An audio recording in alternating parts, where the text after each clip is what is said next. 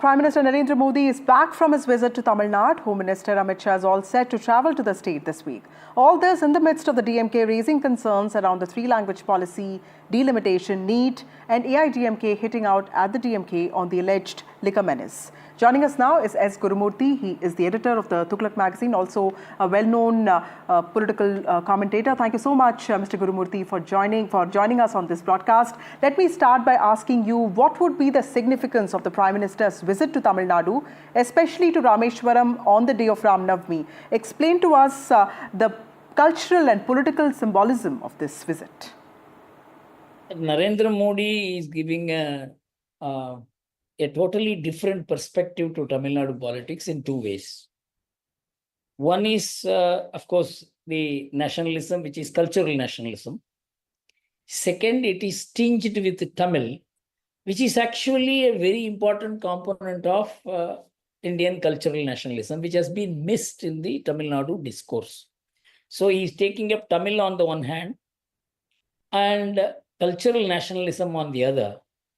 And all attempts to ignore him and even talk negative about him, which started in 2017 or so, has now virtually ended. Last time they said, get out Modi, but actually get out Stalin far outstripped get out Modi. And so they have stopped it. Okay. I think Modi's courageous foray into Tamil Nadu is producing results. Right.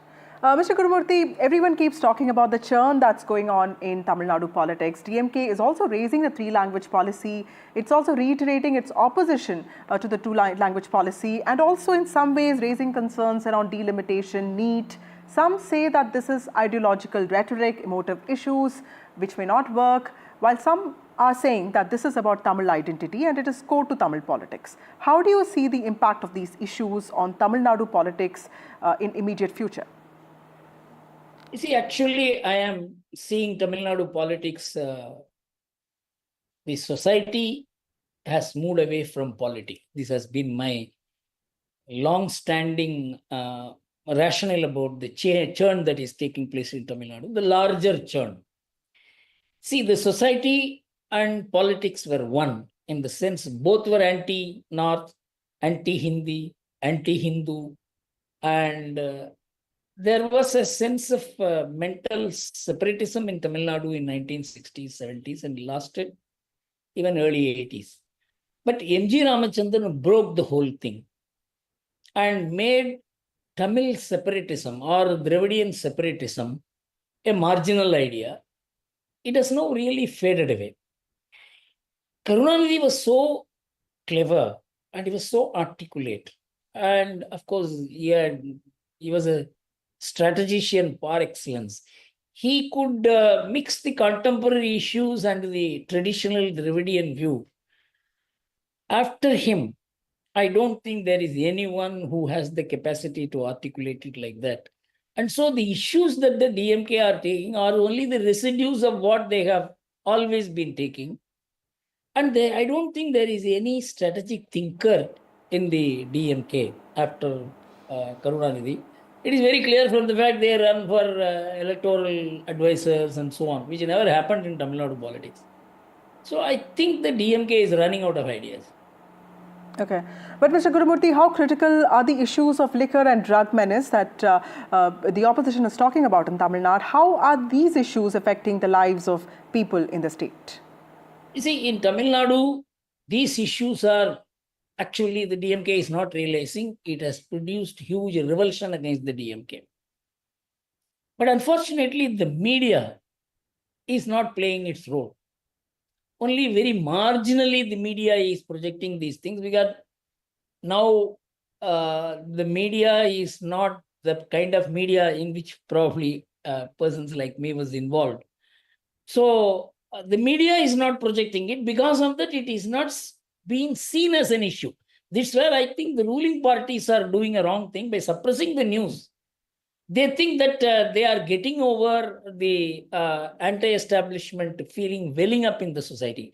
Actually, this is precisely what happened in 1977. Mrs. Gandhi suppressed everything and the anti-establishment wave swept her away. I think some such situation is developing in Tamil Nadu because of both the government's efforts to suppress the news and the media obliging it. It's not going to help the ruling party. Okay. Mr. Gurumuthy, then how do you see the space for opposition in Tamil Nadu? Because if you look at it electorally, DMK has swept 2 Lok Sabha elections and 1 assembly poll. Do you see any space for opposition?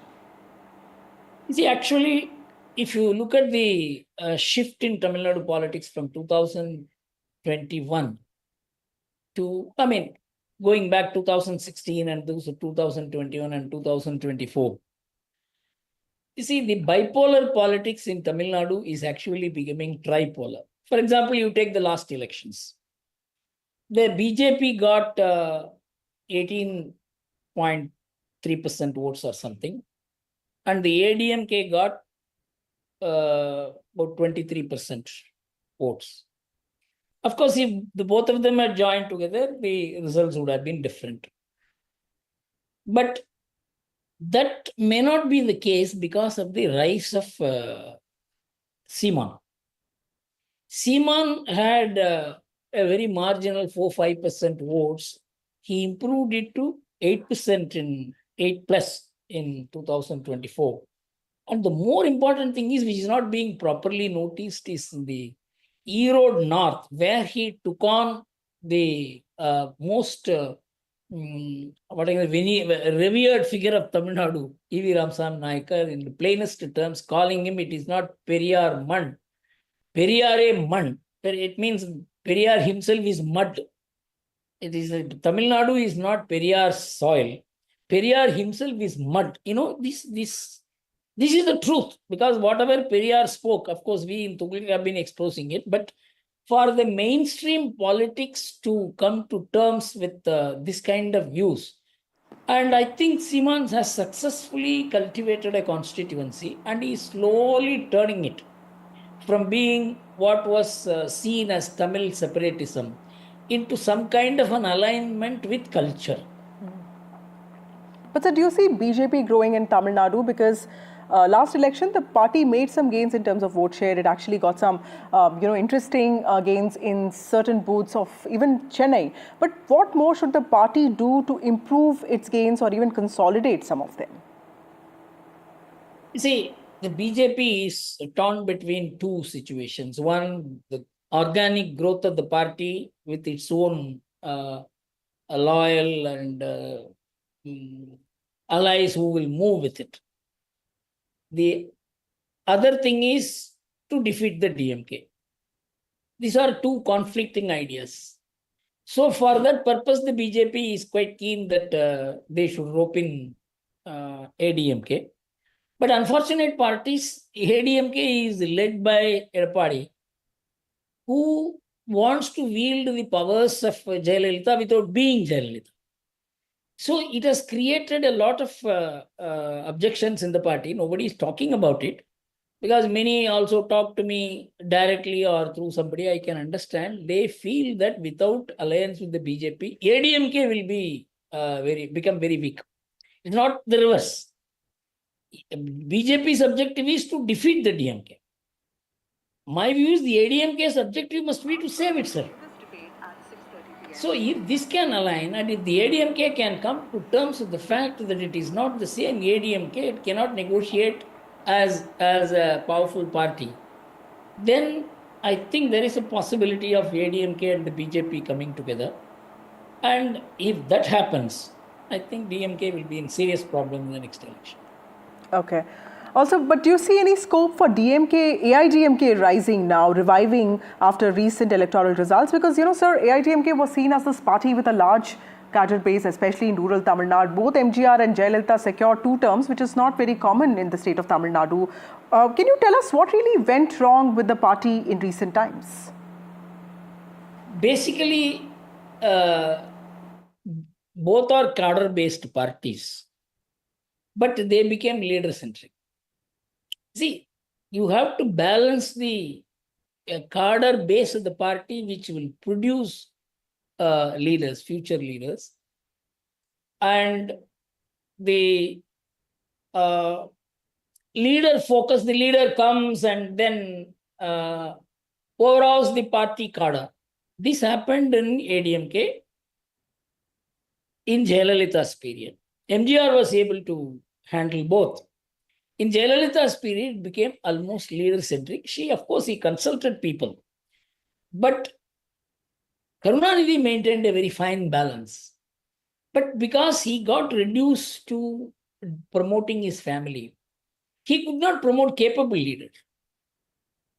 In fact, he had to come to terms with the fact that only the family should be his successor. That means both parties are now reduced to having neither capable and charismatic leaders, nor the cadre impact on the party. Cadre impact has also weakened. Leadership has also weakened. That is the problem of both the parties. Okay. So, Mr. Gurumuthy, my last question to you, sir. There's a lot of curiosity over actor turned politician Vijay. Many actors such as Sivaji Ganesan, even Rajinikanth have not been able to make a mark before him, but some like Jayalalitha, MGR, also Vijaykanth to some extent have succeeded. How do you see the trajectory of his politics? What is working for him and what are his challenges? See, everybody is looking at MG Ramachandran, but the only point that they are missing is MG Ramachandran was probably the most powerful component of the DMK when he was in the DMK. And the MGR Rasigar Mandram, which is his fans association, was the ADMK within DMK. It had maybe some 30, 40 MLAs and 4, 5 ministers. And, the power which MGR fans association wielded within the DMK was the reason why Karunanidhi wanted to eliminate MG Ramachandran. But MG Ramachandran revolted in time and came out and overawed the DMK because he was the most powerful component. But in the process, he ate away all the Congress votes. Because all the anti-DMK votes shifted to MG Ramachandran, Congress weakened, and ADMK became the most powerful party. This cannot be repeated by anybody in any situation or by any combination. This evolved out of the Dravidian politics' inability to keep up its Dravidian separatism because Tamil Nadu had moved away. The society had moved away from politics. So no other actor, for example, Vijay may have crowds, but how to convert a crowd into a party? How to convert a crowd into a cadre? This was the problem of even Rajinikanth, who probably had the largest cadre base because I had the opportunities to discuss with him. How to convert the cadre into the party was the biggest challenge. And I think he took the right decision that he could not do it and didn't venture into forming a party. It's going to be the biggest challenge for Vijay, and Vijay doesn't have much time. Maybe if he had done it 5 years back, he could have made up sense. I don't think he will be able to do it. By associating Prashant Kishore, you cannot create an organization. So that's his biggest challenge. Yeah.